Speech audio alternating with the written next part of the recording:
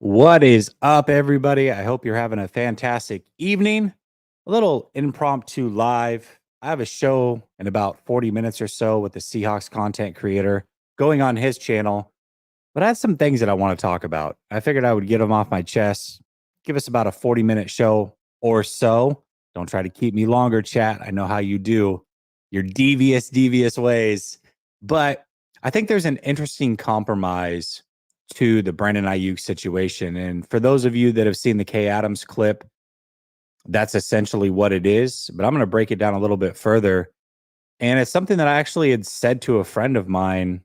It was either earlier this morning or last night. I can't remember. Something very, very similar to what she had said. And since she put it out into the ether, I said, no, let's talk about it a little bit because I think it's very interesting.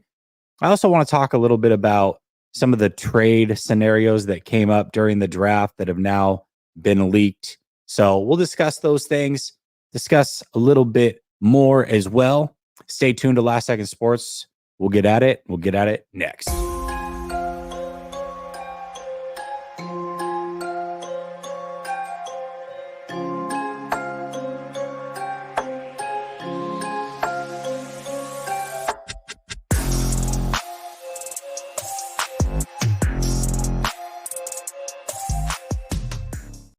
All right. Welcome back to Last Second Sports, where we are giving you our take down to the last second. And it's a solo show tonight. I was actually supposed to go on with Coach, but we had a little bit of a mix up as far as whose channel and what was going on. So I'm going solo. He might be going solo as well. And we'll catch up next week at training camp. But let's talk a little bit about this Aiyuk situation because I'm not going to be here for long tonight. And I do want to talk about it. For those of you that haven't seen the report, Florio put out a nice little article detailing a couple different things. First of all, he said that Brandon Aiyuk and the 49ers met around draft time or just before draft time, and it was to discuss what he is worth to the league. And they basically gave some permission to Aiyuk and his representation to kind of figure out if teams are willing to pay him what the 49ers at the time seemingly weren't. And unfortunately for the 49ers, 5 teams were very willing to pay the price that Aiyuk was looking to get. Now, that doesn't mean the 49ers have to trade him or even match those offers. Obviously, we know that they have him on the 5th-year deal. We know that just because you're willing to pay Brandon Aiyuk doesn't mean that you're willing to give the team exactly what they are looking for. But I do find that interesting that multiple teams across the league are certainly willing to pay Aiyuk's asking price, and the 49ers thus far have been unwilling to do so. But they have leverage and they can go about this however they want. But there was something a little bit further that was stated, and we don't know what these teams were necessarily willing to give up. But we do know the Patriots did offer pick 34 for Brandon Aiyuk. And I find that interesting because if you watch the draft special, that is something that Marco dropped live on the show.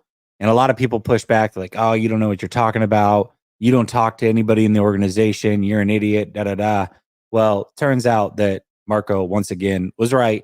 But I digress. So this is something that had been brought up in the past here on the draft show and was confirmed by Florio that the Patriots are willing to offer pick 34 or were willing to offer pick 34 for Brandon Aiyuk.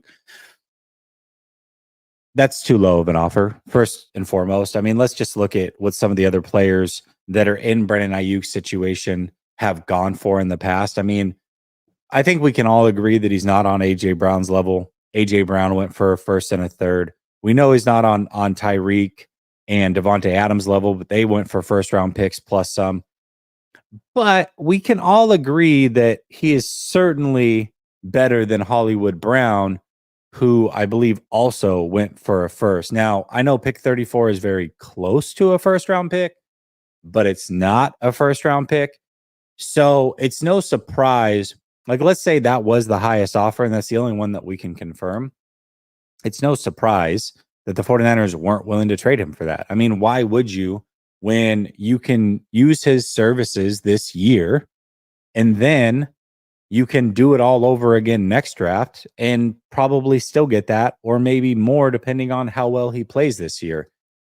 if you don't want to sign him long term. So for me, I understand why they didn't trade him at the draft if that was the best offer, but it is interesting to know that an offer was made. Now, I've also got on here George Kittle's support. George Kittle was recently on a podcast. I forget the name of it. It's like a Football Insider podcast. And they asked him about the Brandon Aiyuk situation. And I know that a lot of conversations have been had about what does this do to the locker room? Do the players grow kind of tired of the Brandon Aiyuk act? Are they on Team 49ers? Are they pissed at Brandon Aiyuk? There's a lot of speculation there. And we don't know for sure. We don't know if those things have happened or if they even would. What I can say is that players most often are going to side with other players because they know when it's their time to get paid, they want to handle the situation however they see fit. And they don't need their teammates adding their 2 cents into the conversation and kind of pouring salt in their game. So usually they're going to side with other players, especially someone like Kittle, who has gone through this situation himself and knows how rough these negotiations can get. Remember, it was his agent that called an offer from the 49ers a Valentine's Day massacre. So we know that things got a little contentious there. We've heard Kittle talk this offseason a little bit earlier about how other players seem to get paid pretty late when it comes to the 49ers, and this is just how they do business. So the fact that he came out and basically said, hey, I want Brandon to get his, totally understand where he's coming from. We just hope that it gets done sooner than later so we can have our teammate on the field and make a run at the Super Bowl. Whether he feels that or not, that is the right thing to say and the unsurprising thing to say because, again, this is what teammates tend to do. This is what players tend to do when other players are up for contract and there's a tiff between the team and whatnot. They usually side with other players. So all those things are very, very interesting. So we've talked about the Aiyuk situation. We've gone round and round. I feel like we've really turned over every leaf possible when talking about the Brandon Aiyuk situation, including some solutions. And it's like, okay, well, can they meet in the middle? Should the 49ers force him to play on the 5th-year contract and then franchise tag him and trade him?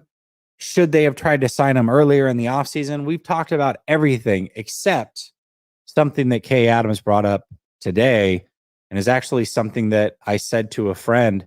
Again, I can't remember if it was this morning or last night, within the last 24 hours. And we said it a little bit differently, but we came to the same conclusion. Essentially, why not rework the deal that Brandon Aiyuk's on now, give him more money this year to make him happier, and then deal with him next offseason, but get him in the building? Now, there's a couple different ways to look at this. The way Kay Adams presented it was, hey, you've got plenty of money left on the salary cap. Why don't you just bump his salary up to $25 million from 14 and some change, get the deal done, get him in, get him happy?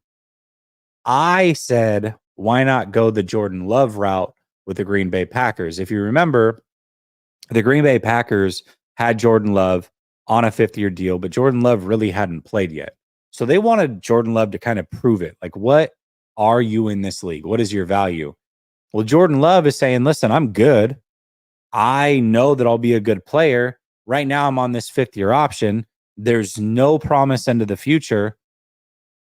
I want more money. And so what they did was they reworked a 1-year deal, essentially a prove-it deal, where they would pay Love what the 5th-year option was, roughly, plus they added in some bonuses that would get him a much higher pay rate if he could reach those escalators. So whether it was playing time, whether it was certain numbers, whether it was playoff wins, making the Pro Bowl, whatever it is they put into the contract, they put those things in, giving him an opportunity to make more money. And that's kind of what my thought was. We've seen the 49ers have this resolution in the past with Raheem Mostert. And low-key, they just kind of did it with CMC as well. But Remember a few years ago, Raheem Mostert was unhappy. Instead of giving him a long-term deal, they just reworked the 1-year deal, gave him a little bit more money, made him happy. Unfortunately, he didn't play that year. He got hurt immediately, and that was the Elijah Mitchell rookie year. And we know how that went. But the 49ers kind of just did that with CMC as well. CMC was unhappy with his deal, had a couple years left on it. They essentially just reworked that same deal, left the same out, and gave him more guaranteed money so that he was happy. You can do something like that with Brandon Aiyuk, where it's like, hey, we'll give you 16 million guaranteed, but depending on certain stats, how well you play, how far we make it, how many games you play, you can make up to 25 million or 22 million or whatever that number is. Now, it's not a perfect resolution. Obviously, Brandon Aiyuk wants to be signed long-term, but I think it's a fair compromise. I do think it's a fair compromise.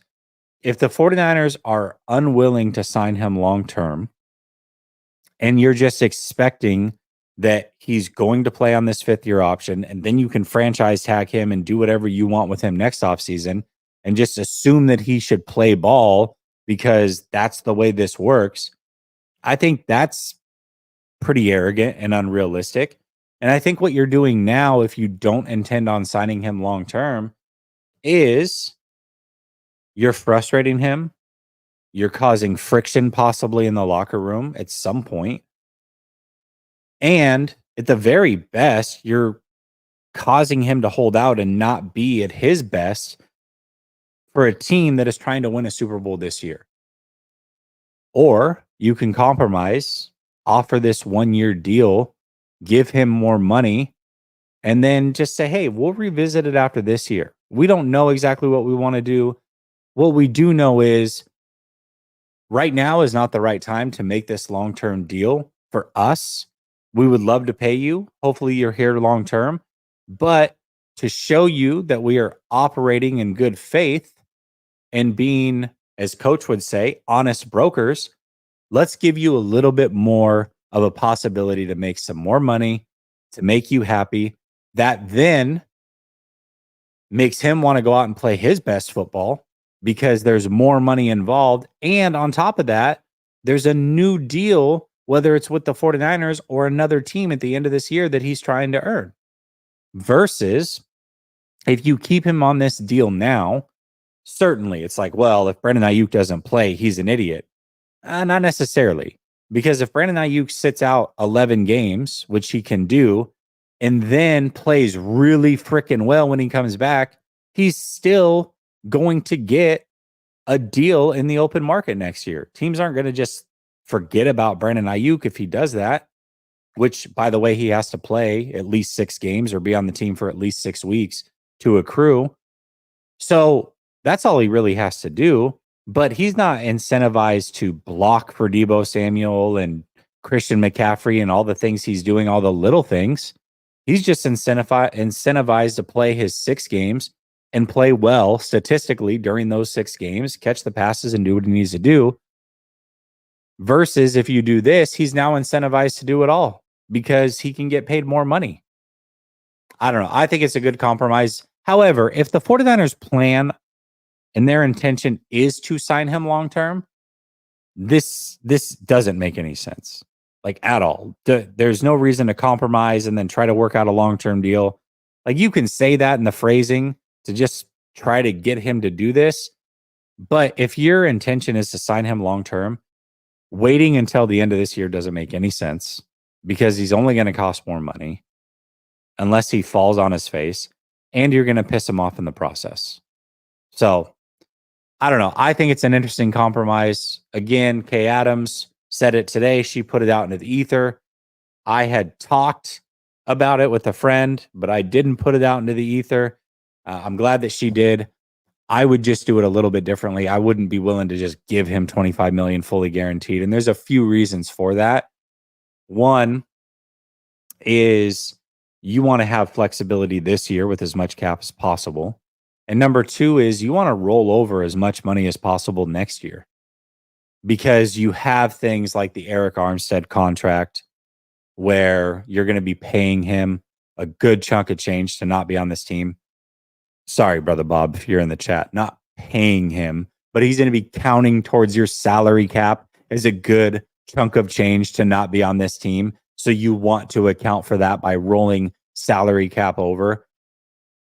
And quite frankly, Trent Williams' money goes up, Kittle, everybody's money goes up. So the more money that you can roll over, the smarter that is. So just outright offering $25 million, I wouldn't necessarily do that, but I would give him the opportunity to make something like that if he can meet the performance standards.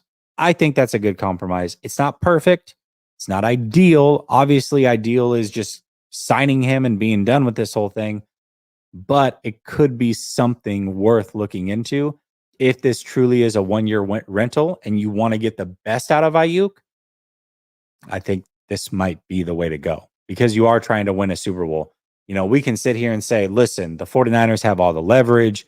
Brandon Aiyuk, just shut up and play. You can say all those things, but we all cannot deny the fact that the 49ers are trying to win a Super Bowl and what is presumably their last best chance with this roster is currently constructed before they're inevitably going to take a bit of a step back. Not saying they're not going to be contenders at all going forward, but they're certainly going to take a step back for a year or two while they try to retool this thing, especially if they're going to give up a 26-year-old receiver. So why not give yourself the best chance to win now? If it means a few more million because he plays well, then so be it. That's the way that you've got to make it happen. I don't know. That's just me. That's just me. Yeah, exactly. Shut up and dribble. Exactly. Niner gang. But are they really, Jesse? I don't know what that's referring to. Kay Adams, the Oracle. Nice. She might be at training camp, by the way. Did I get it right, Bob? Not paying, right? But salary cap. I know that you just the wording really gets to you. It irks your noodle when when.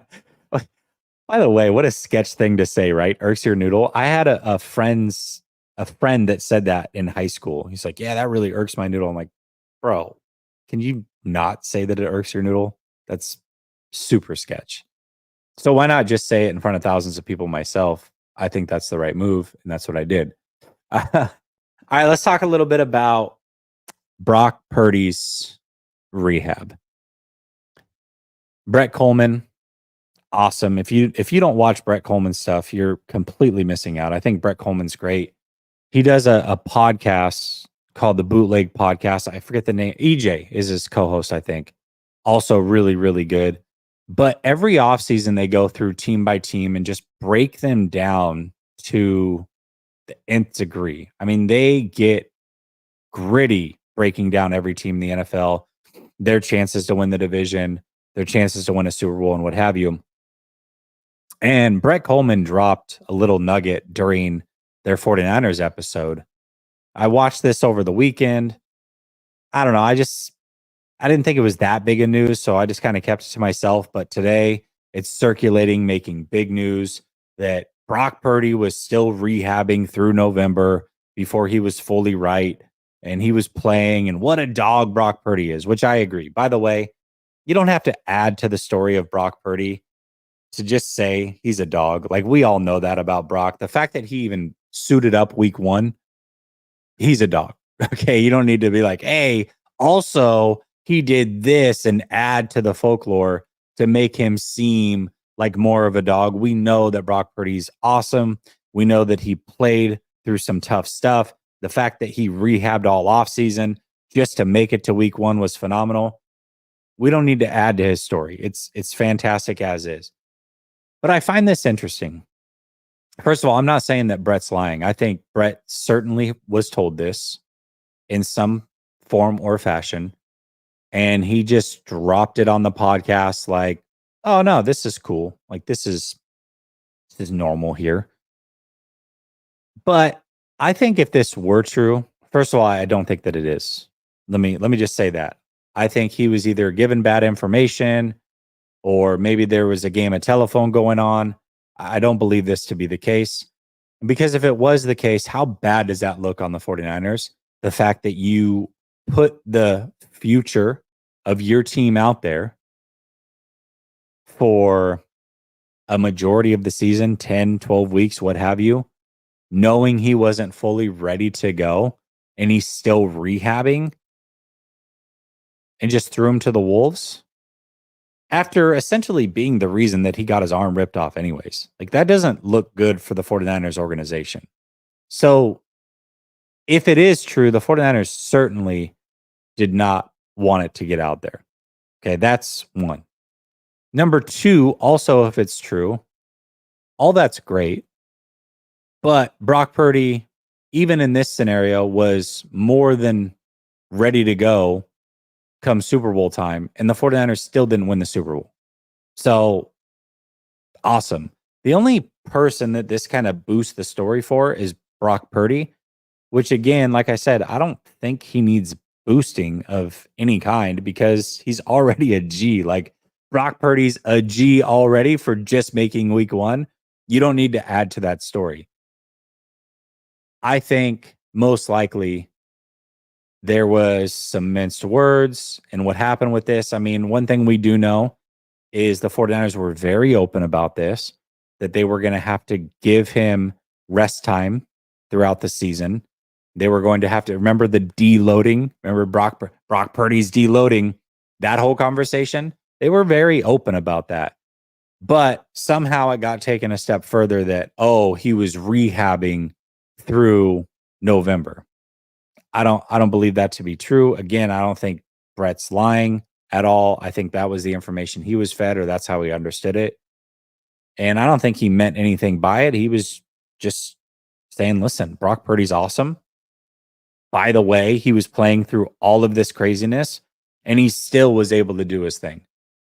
I think the other thing that this doesn't impact is what we already thought would happen with Brock Purdy this offseason anyways, or through this season, which is Brock Purdy not having to rehab during the offseason means he can actually spend time getting better, and therefore he should be a better player. I think we all universally agree that Brock Purdy should be a better player this year over last year, knowing the circumstances as they already laid. And if this were true, certainly this adds to that, right? Like, okay, just more proof that he should be better this year, regardless of the statistics. What does it look like? Play in and play out. Brock Purdy should be a better player. So, I don't know. I don't think that this changes much. Just putting it out there, like I said, I don't necessarily believe the story as it was told, but also I don't blame Brett.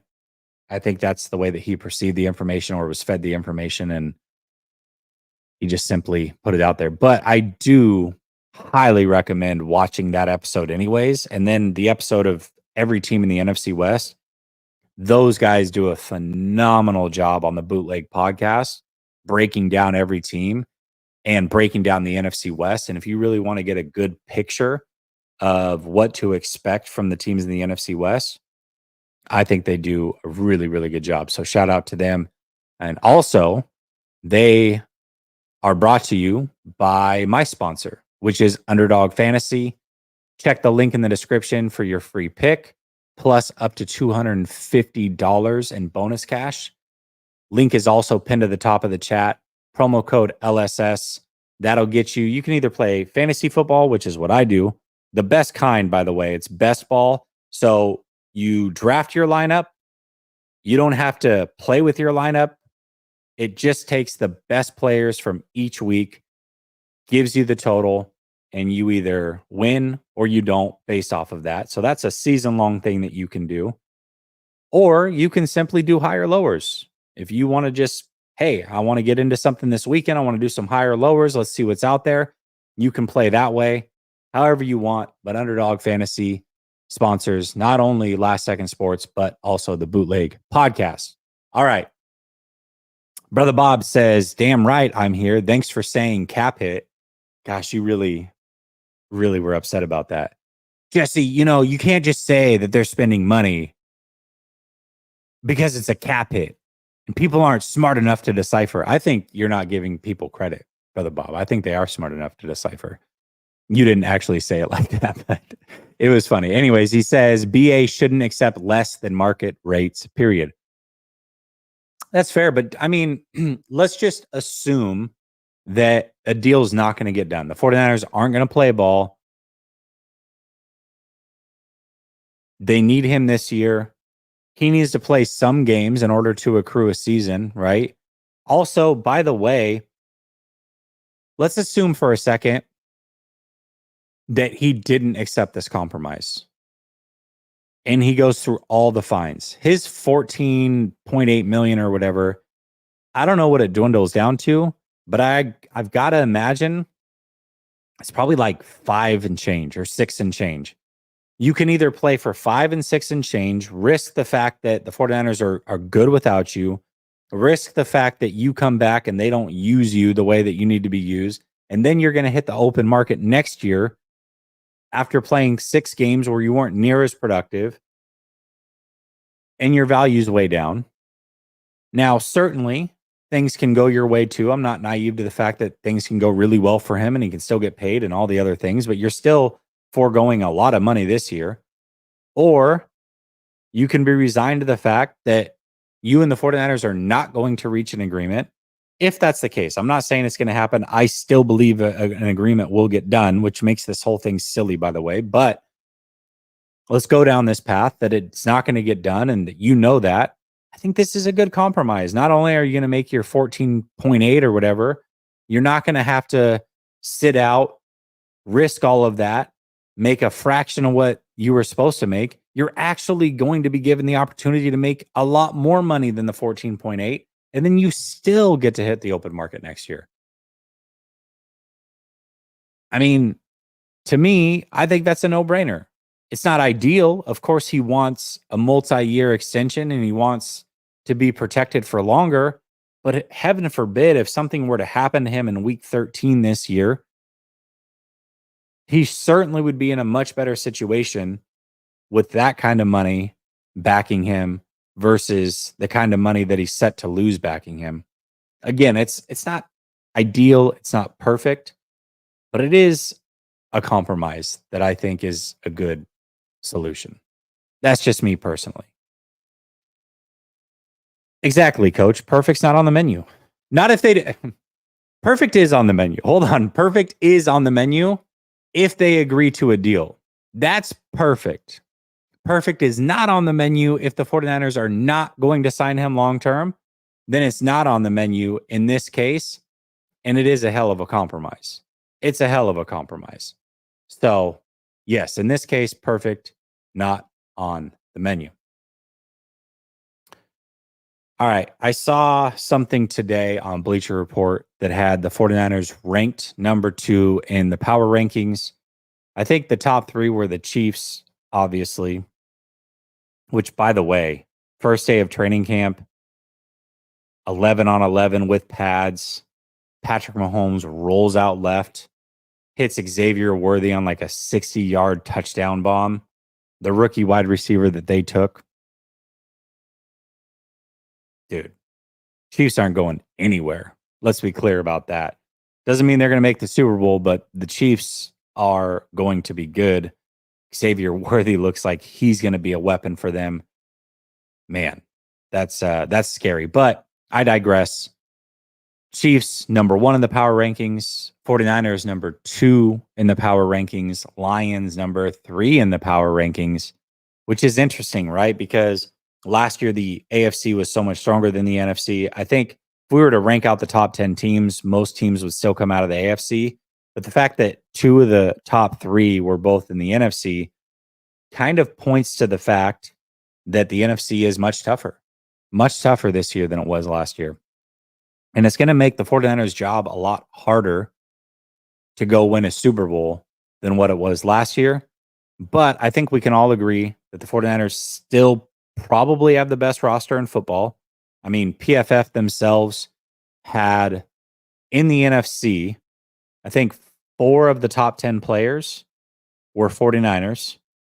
And in the whole NFC, or excuse me, the whole NFL, 3 of the top 10 overall players, according to PFF, were 49ers. So the 49ers have the best roster still. They still have a hell of a chance to win a Super Bowl. It's just going to be a little bit harder. But I want to talk about this possibly being the final year for the 49ers. I think that there's some disagreement here. I think a lot of people look at it and say, hey, if you're a playoff team or a fringe playoff team, once you get in, you never know. And there's no way that with Brock Purdy and Brandon Aiyuk, presumably, and CMC and Bosa, Fred Warner, that this team is just not going to be in contention going forward. I agree with that. I don't think they're just going to fall off of a cliff. But after this year, they are going to take a step back. Unless Brock Purdy just ascends to levels that I'm not accounting for, which is entirely possible. I think my thoughts of Brock Purdy are a little bit more reserved than most 49er fans as far as what I think his ceiling is. But listen, Brock Purdy's proved everybody wrong, or has proven everybody wrong to this point in some form or fashion. So I also am open to the fact that maybe he can prove me wrong again here. But unless that happens, this team is going to take a minor step back before they can take that leap forward again and be in true contention. Now, I think that they could be a fringe playoff team for a year or two while they're trying to get back, maybe make the playoffs, maybe even win a game. But as far as being true contenders, a team that you expect bare minimum to make it to the NFC Championship. I mean, don't get me wrong. If the 49ers don't win a Super Bowl, it'd be disappointing to all of us. I get that. But it would be shocking if they don't at least make an NFC Championship. Like that's the floor as NFC Championship. We hope for a Super Bowl, but it would be shocking to, I think, not even 49er fans, everybody if they don't make it that far. I don't believe the roster is going to be that great past this year to where it would be shocking if they don't at least make it to an NFC Championship. And the reason for that is simply players are aging. There's no guarantee that Trent Williams is here past this year. There's no guarantee that Trent Williams continues to play at a dominant level as he reaches, 37 years old next year, even if he stays. CMC, who's going to be 28, if he gets a hell of a ton of touches again this year, now he's just 1 year older and closer to 30, and he's at that age certainly where running backs do fall off, so there's no guarantee from him. Kittle's a year older. Debo, a year older, also may not even be here. Let's also account for the fact that we're discussing BA, who may not be here. And oh, by the way, they have 39 unrestricted free agents. So we can talk about the depth. We can talk about other really, really good players like Greenlaw, Hufanga, Charvarius Ward, Diamador Lenore. You're not going to bring all of them back. You're not going to pay somebody else in the open market. You don't have the money to just pay somebody else big time money to replace each and every one of these guys. And you're likely not going to be able to draft all their replacements in one offseason. So I think assuming the 49ers are just going to be a top tier team again next year is not looking at the facts. I think it's a little bit arrogant to believe that. Not saying they fall completely off, but this is their last best chance with this roster as currently constructed. Now, the good news is they do have some really good players that are younger. The Bosas, the Warners, the Aiyuks if he stays, Mason, Lenore, Charvarius Ward, Hufanga, if they can bring those guys back. They still have a really good young nucleus, and they have all their draft picks, which means even if they take a step back, it doesn't have to be long term. It can be a 1 or a 2 season thing before they just ascend again. So it's not a forever thing. It just means that you're not the team anymore past this year. And I think that that's probably to be expected with that many unrestricted free agents. So this is their last best chance. They do have to get it done this year if they're going to ultimately cash in with this roster as constructed, with guys like Trent Williams, CMC, Kittle, all of them being here and being your leaders. Things are going to change drastically next year. And with that, you're likely going to take a step back. It's just the way it works. I mean, the NFL is designed, or not designed rather, for you to stay on top for 7-8 years at a time, unless you have freaking a transcendent quarterback like Tom Brady or Patrick Mahomes, which is why I say if Brock Purdy is in fact that, then all of this is null and void. And maybe he is. Maybe he is. But he's not that yet. And there's no guarantee he becomes that. So barring that happening, they're not the juggernaut that they are this year. That we do know. Excuse me. Brother Bob says, remember, I said after the draft that KC equals solid A. No, I agree. I mean, I don't think Worthy's everybody's cup of tea at receiver, but he's certainly something that they needed. You add in the fact that they got Hollywood Brown, even if Rice is suspended, which we haven't heard anything about, but let's say he misses 6-8 games, they'll be able to stomach that load. They'll still have a better receiving core without him than what they had with him last year because they've added those guys. So they'll be fine. And then they went and got their left tackle who might start day one. Round 2. Remember, they leapfrogged the 49ers to do so. So, yeah, I mean, I think the Chiefs know what they're doing. Not that the 49ers don't, but they certainly do know what they're doing for sure. Let's see. Yeah, they got the O-lineman they wanted for sure. Yeah, I mean, listen, I think that when you look at a roster, that's the other thing is that a lot of people want to make excuses. They're like, oh, listen, I mean, it's really hard to win a Super Bowl, which it is. And I agree with that. Of course it is. That's why these guys are paid big time money because they have big time expectations. I get all of those things.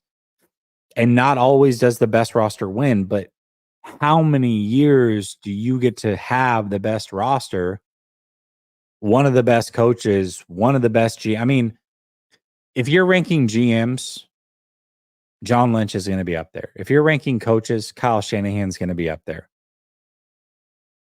At least across NFL circles. I mean, we may say, like I may say that I think Kyle Shanahan's, say, the 6th best head coach. I think I'm lower than most NFL pundits on that thought process. I'm probably a little bit lower on what John Lynch is as well. He's probably going to be top 3 in most circles. And then when you look at the roster, I think we all agree this is the best roster, top to bottom. It is. I mean, at some point when you enter every year like that, you have to find a way to cash in. I mean, you don't get to use it's hard excuse and the best team doesn't always win excuse. At some point, somebody's going to be blamed somewhere. So wherever you want to point that blame, that's up to you. That's completely up to you.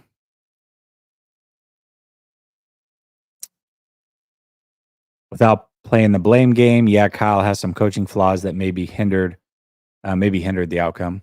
Yeah, for sure. Nobody's perfect, by the way. We get that. See what else y'all talking about. Yeah, got to get it done. Agree. Sacred intuition.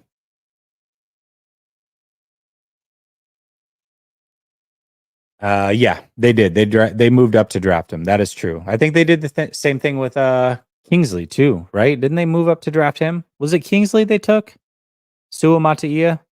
Whoever they took. I think they moved up to get him as well. If I'm not mistaken, I'm pretty sure they did. So round 1, round 2, they moved up, went and got their guys. We'll see how it plays out for them.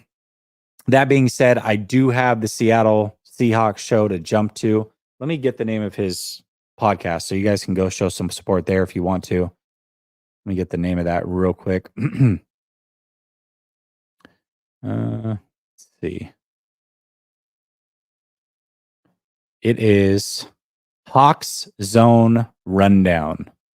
Hawks Zone Rundown. I'm going to be over there for probably about an hour. I'll be there in 5 minutes. Come check them out. Like I said, a little quick show. I'll be back tomorrow with Sunil. And until then, peace, y'all.